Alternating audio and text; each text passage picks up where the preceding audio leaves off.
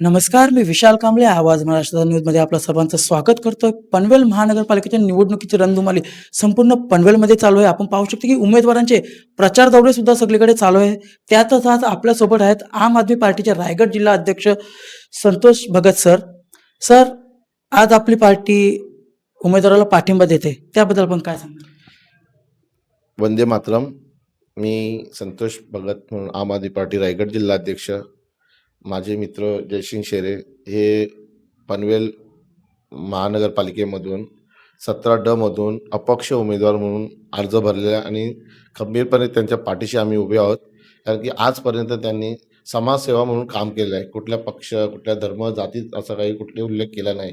तरीसुद्धा असं वाटलं की माझ्या पक्षाचा त्यांना पूर्णपणे पाठिंबा द्यावा आम आदमी पक्षाकडनं. यासाठी मी आज त्यांना पाठिंबा देण्यासाठी येत आहे.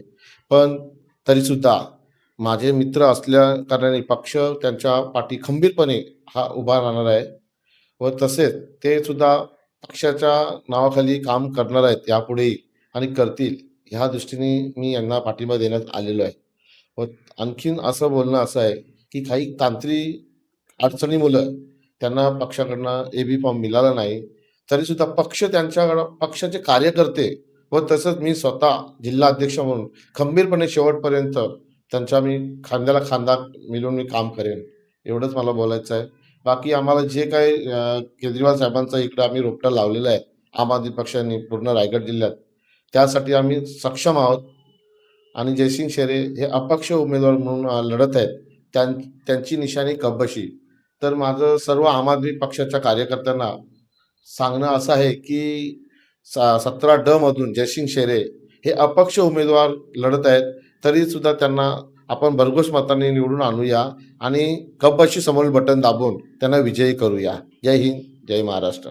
हा सर, आपल्याकडे येतोय. सर्वप्रथम आपली ओळख आपल्या जनतेला सांगा आणि आपण जर निवडून येत आहे तर पहिली 3 ठोस कामे कोणती करणार हे जनतेला? आवाज महाराष्ट्राचा तर्फे तुमचं जे व्हिडिओ शूटिंग करताय आणि प्रेसचं जे वार्तांकन करतायत, पहिलं तुमचं मी स्वागत करतो.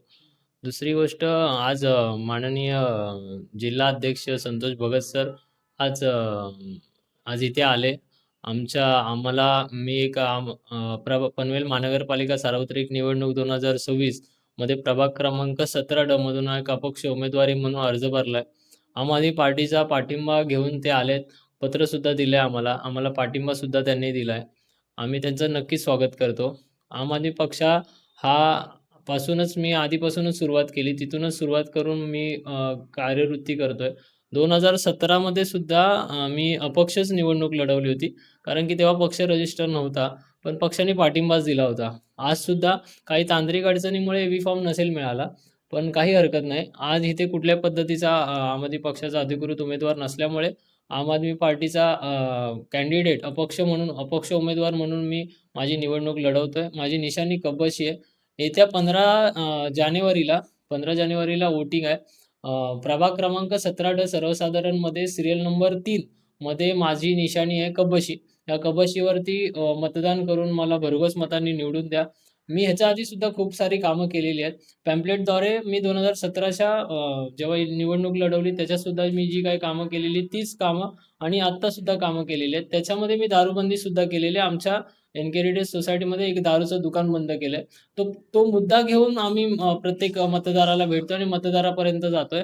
माझी कळकळीची विनंती आहे की ह्या एका तरुण उमेदवाराला तुम्ही पाठीशी पाठपुरावा द्याल आणि मला कब्बशी या चिन्हावरती मतदान करून मला नगरसेवक म्हणून पनवेल महानगरपालिकेमध्ये पाठवाल, अशी मी अपेक्षा करतो. धन्यवाद. माझं असं या पनवेल महानगरपालिकेच्या सर्व मतदारांना आव्हान आहे की आज नवी मुंबई इंटरनॅशनल इथे विमानतळ होत आहे. प्रकल्पग्रस्तांची आज फसवणूक केलेली आहे या BJP सरकारने व काही कार्यकर्त्यांनी व स्थानिक भूमिपुत्रांना आज डावलून हे घोडेबाजार जो चालला आहे ते कुठेतरी थांबण्यासाठी जो भ्रष्टाचाराच्या विरोधात लढतो त्याला आपण सर्वांनी पाठबळ द्यायला पाहिजे. आज केजरीवाल साहेबांनी जो भ्रष्टाचाराच्या विरोधात लढाचा जी भूमिका घेतलेली आहे ती काही BJPच्या कार्यकर्त्यांना किंवा BJP सरकारला ते पसंत नाही. कारण की त्यांच्याकडं तन मन धन सर्व आहे. पण आमच्या केजरीवाल साहेबांकडे धन नाही, पण संग्रह हे खूप आहे आणि त्यांच्याकडे जनमत आहे, तर त्याला कशाचीच भीती नाही. असं जर आज दिवा पाटलांच्या नावाखाली जर इथे हे केलं असतं, त्यांना ते पैसे घोडेबाजार करायची गरज आली नसती.